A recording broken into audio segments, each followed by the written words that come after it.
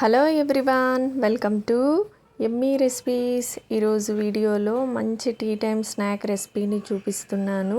అదేనండి, బేకరీ స్టైల్లో ఖారీ బిస్కెట్స్ ఎలా చేసుకోవాలో చూపిస్తున్నాను. ఈ బిస్కెట్స్ని ఇంట్లో చేసుకోవడం చాలా ఈజీ అండి. ఒక్క 10 నిమిషాల ఈ బిస్కెట్స్ని మనం రెడీ చేసేసుకోవచ్చు. చాలా క్రిస్పీగా, క్రంచీగా చాలా బాగున్నాయి. టీతో పాటు తిన్నారంటే టేస్ట్ అయితే అద్భుతంగా ఉంది. ఒకసారి మీరు ట్రై చేయండి. మరి ఈ ఖారీ బిస్కెట్స్ని ఎలా చేసుకోవాలో చూద్దాం. ఒక బౌల్లోనికి 1 కప్పు మైదా పిండి వేసుకోవాలి. బేకరీ స్టైల్లో రావాలి అని అంటే మైదా పిండి కంపల్సరీగా వేసుకోవాలి. మైదా పిండితోనే చేస్తే బాగుంటాయి. తర్వాత కొద్దిగా వాము, సాల్ట్, 1 టేబుల్ స్పూన్ ఆయిల్ కూడా వేసుకొని పిండినంతా కూడా ఒకసారి చేత్తో బాగా కలుపుకోవాలి.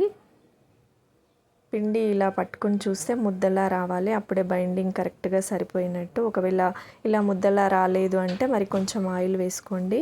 తర్వాత కొద్దిగా వాటర్ యాడ్ చేసుకుంటూ పిండినంతా కూడా సాఫ్ట్ పిండి ముద్దలా కలుపుకోవాలి.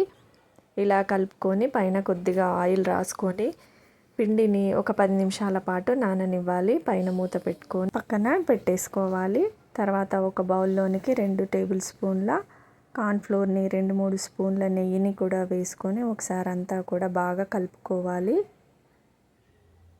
ఇలా పేస్టులా బాగా కలుపుకొని ఈ పేస్ట్ని పక్కన పెట్టేసేయాలి. తర్వాత 10 నిమిషాల తర్వాత పిండిని చూపిస్తున్నాను. 1 నిమిషం పాటు బాగా చేత్తో నీట్ చేసుకోవాలి. తర్వాత ఈ పిండి ముద్దను తీసుకొని 4 భాగాలుగా కట్ చేసుకోవాలి. తర్వాత ఒక పిండి ముద్దను తీసుకొని రౌండ్గా చపాతీలా రోల్ చేసుకోవాలి. కానీ ఎంత పల్చగా వీలైతే అంత పల్చగా చేసుకొని వీటన్నింటిని ఒక ప్లేట్లోనికి తీసుకోవాలి. నేను 4 చేస్తున్నాను కాబట్టి 4ని చేసి ఒక ప్లేట్లోకి తీసుకున్నాను. తర్వాత ఒక్కొక్క ఈ చేసుకున్న ఈ రోటీని తీసుకొని దీనిపైన కార్న్ఫ్లోర్ పేస్టు రుద్దుకుంటూ పైన కొద్దిగా పొడిపిండి జల్లుకుంటూ అలాగే ఒకదానిపై ఒకటి ఈ 4ని కూడా వేసుకోవాలి. ఇక్కడ చూపిస్తున్నట్టుగా ఈ 4ని వేసుకొని పేస్ట్ రాసుకుంటూ పొడిపిండి జల్లుకుంటూ వేసుకున్న తర్వాత పైన కూడా ఈ కార్న్ఫ్లోర్ పేస్ట్ని ఒకసారి అంతా కూడా రాసుకుంటూ ఒకవైపు ఫోల్డ్ చేసుకుంటూ పేస్ట్ రాసుకుంటూ మరోవైపు ఫోల్డ్ చేసుకుంటూ పేస్ట్ రాసుకుంటూ ఇక్కడ చూపిస్తున్నట్టుగా పిండినంతా కూడా ఈ చపాతీలను ఇలాగే ఫోల్డ్ చేసుకోవాలి. ఇలా ఫోల్డ్ చేసుకున్న తర్వాత ఇప్పుడు ఈ పిండి ముద్దను ఒక 10 నిమిషాల పాటు ఫ్రిడ్జ్లో పెట్టుకోవాలి. లోపల ఉన్న కార్న్ఫ్లోర్ నెయ్యి కూడా గట్టిపడి లేయర్గా బాగా క్రిస్పీగా వస్తాయి కాబట్టి ఫ్రిడ్జ్లో పెట్టుకున్న తర్వాత 10 నిమిషాల తర్వాత రౌండ్గా ఇలా రోల్ చేసుకొని స్క్వేర్ షేప్లో కట్ చేసుకోవాలి.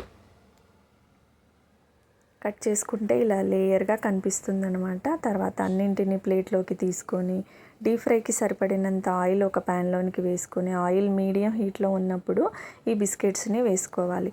వెంటనే కదపకుండా వాటంతట అవే పైకి తేలేంత వరకు వెయిట్ చేసిన తర్వాత నెమ్మదిగా ఒకవైపు తిప్పుకుంటూ ఫ్రై చేసుకోవాలి. ఫ్లేమ్ని లోనే ఉంచి ఫ్రై చేసుకోవాలి. ఇక్కడ చూడండి, ఆయిల్లో వేయగానే లేయర్గా భలేగా వస్తున్నాయి.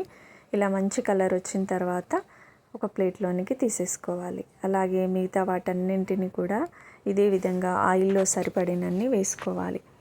వేసుకొని లో ఫ్లేమ్లోనే మంచి కలర్ వచ్చేంత వరకు ఫ్రై చేసేసుకొని ప్లేట్లోకి తీసేసుకోవడమే. అంతేనండి. టీతో పాటు ఈవినింగ్ టైంలో తిన్నారంటే చాలా బాగుంటాయి. ఇంకా పిల్లల విషయానికి వస్తే చెప్పనక్కర్లే, పిల్లలు చాలా ఇష్టపడతారు. ఇలాగే ఇంట్లోనే ఒక్కసారి మీరు కూడా ట్రై చేయండి. మరి ఎలా వచ్చిందో కామెంట్ చేయండి. చాలా బాగున్నాయి. ఒకసారి మీరు ట్రై చేసి చూడండి. వీడియో కనుక నచ్చినట్టయితే please like, share and subscribe. Thank you for watching.